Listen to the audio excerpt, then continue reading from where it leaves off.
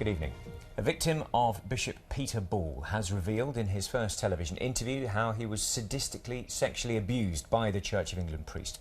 Speaking to BBC South East, Cliff James says that the former Bishop of Lewes violently beat him under the guise of religion, leaving him bruised and in pain for days afterwards. Bishop Ball pleaded guilty to sexually abusing 18 young men a month ago. Today, the Archbishop of Canterbury announced there'll be an independent inquiry into how the church handled Ball's case. Our special correspondent Colin Campbell joins us now from Lewes. And Colin, what more have the victims of Peter Ball told you? Bishop Peter Ball's victims say he groomed them with religion. He targeted vulnerable young men and teenage boys.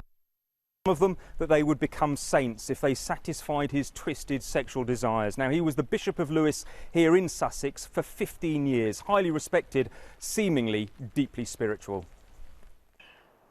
He was the Sussex bishop who led a monk's life, but in private sadistically abused young men and teenage boys. He was the mouthpiece for God as far as we were all concerned. He was the direct line to sainthood.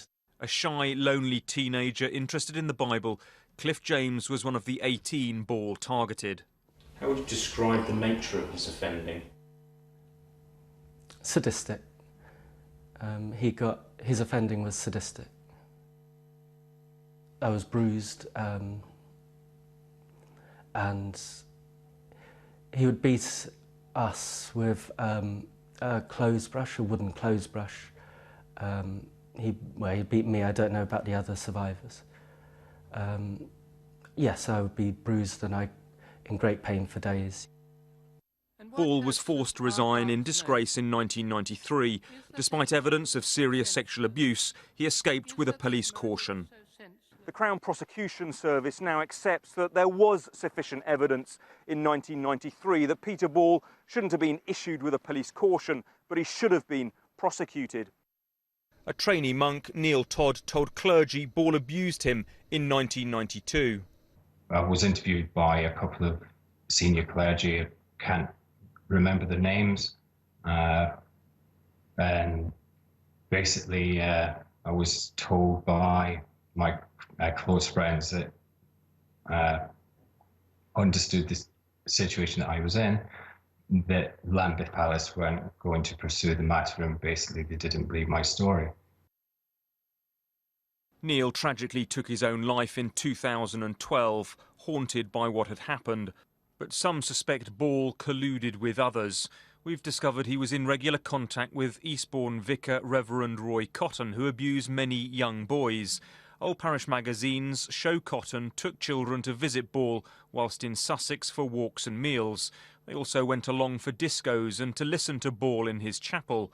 Archive documents show Ball sent teenagers who'd lived with him to live next door to Roy Cotton. Father Roy, as he was known, was at the time a convicted child abuser. Phil Johnson was abused by Reverend Roy Cotton. He says Bishop Peter Ball also molested him, something Ball denies. It made me believe at that age that everyone within the church knew about it and the hierarchy knew about it, and it made me completely powerless. It was a church review of Peter Ball's records that prompted Sussex police to reinvestigate his case in 2012. Although he's pleaded guilty and will be sentenced on Wednesday, victims have been left with many unanswered questions. So what exactly will this new independent review be looking at? It's going to examine whether the Church of England cooperated with police and how they shared their information.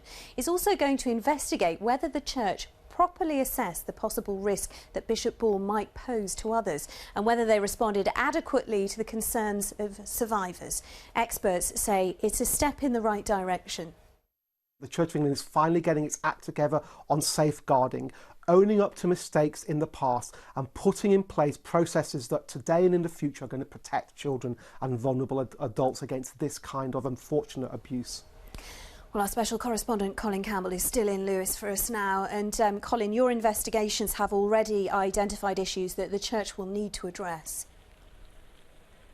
Yes, I've spoken to a detective who was in charge of investigation for Gloucestershire Constabulary in 1993. Now, he's told me he feels as if the church wasn't fully cooperative with his inquiries at the time. We've also discovered that a private investigator was conducting inquiries at the time. He compiled a report that was not at the time shared with Gloucestershire Constabulary. It did, however, make its way to Sussex police officers in 2012. And Colin, what's been the reaction from Ball's victims to this inquiry?